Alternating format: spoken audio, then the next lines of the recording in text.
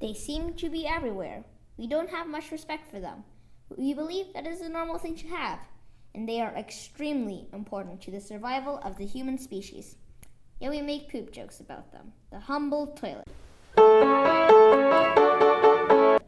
Though we usually think of having toilets as normal or a part of everyday life, they were developed and instituted into countries relatively recently, and still, 2.5 billion people today do not have access to toilets. Toilets were first found in the Indus Valley Civilization, 4,500 years ago. They had very sophisticated toilets and a sewer system that outmatched London's in the 19th century. Get shreked, London. However, as bigger problems arose, such as warfare, famine, and drought, the toilets were abandoned and the Indus Valley Civilization collapsed. When there's famine and warfare and your people are starving to death, toilets and taking baths aren't priorities. The next evidence of toilets was in 1200 BC in ancient Egypt, and they are pretty disappointing for a civilization that's been respected for a couple thousand years. Unless you're a really rich guy, you basically pooped into a hole in the sand and then had to use your hands to dump it away. If you were rich, you had a guy pour running water into the toilet while you pooped or pee. That was then collected in a jar and dumped outside onto an unlucky passerby, or into the river. So it was good for the person doing business, but was bad for everybody else who walked on the streets.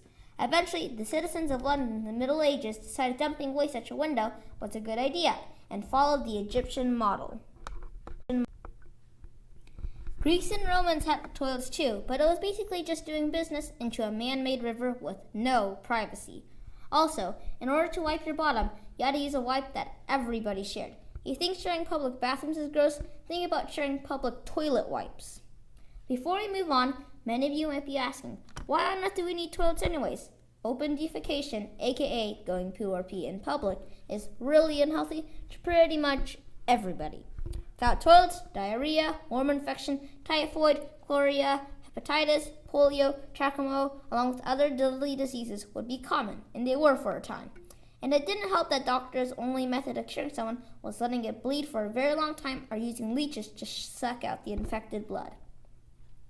This is because when waste is left out in the open, flies are attracted to them, and when they are relatively close to the human population, these flies cause outbreaks of disease, such as diarrhea, worm infection, typhoid, or forget it, just scroll back a couple of seconds for the rest of the diseases. And these diseases have had a pretty big impact on history. At the Battle of El Alamein, the German army suffered enormous casualties from the lack of toilets and improper sanitation. The Germans didn't remove their waste far enough, and then bam, you got troops getting sick left and right.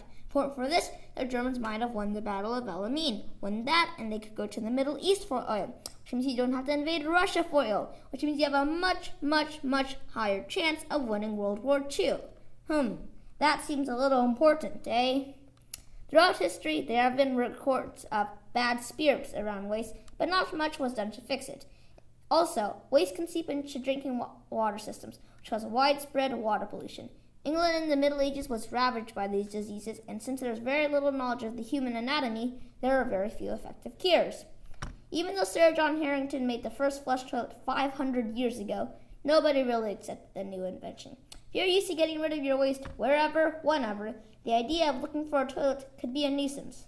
However, in the beginning of the 20th century, more and more countries decided to institute toilet and sanitation laws. Doctors began to realize that instituting toilets could be very helpful in not having people die. Also, sewer systems were beginning to pop up in countries all around the world, and the population grew all thanks to little sanitation and precautions. The modern flush toilet became relatively common, especially in Western countries, and improvements on it arose until they got to what we have today, a basin filled with water that carries away your waste into the ocean to help fertilize algae and kelp forests. That's right, the more you send your waste into the ocean, the more you protect the environment. However, even today, open defecation is still a huge problem, and many countries continue to have a lack of sanitation and toilets. And though some have had a lot of outhouses, the waste is rarely carried away and attracts flies and spread diseases. In China alone, 818 million people do not have access to toilets. Combined with the amount of people in India without toilets, it adds up to over 1.4 billion people. That's over 1.4 billion people in 2 countries that do not have proper toilets and sewer system, and it's taken a lot of lives. An estimated 2,200 kids under the age of 5 die from lack of sanitation. Lack of toilets is not a joke, and it's killing kids. 1.5 kids are dying a minute because of this. While you are watching this video, 2 kids under the age of 5 died. The UN has set up the World Toilet Organization to try to help the situation. And though they are helping, there is still much to be done. So the next time you go poop or pee, remember that it is a privilege, not a right, and it is one that many do not own. Thanks for watching.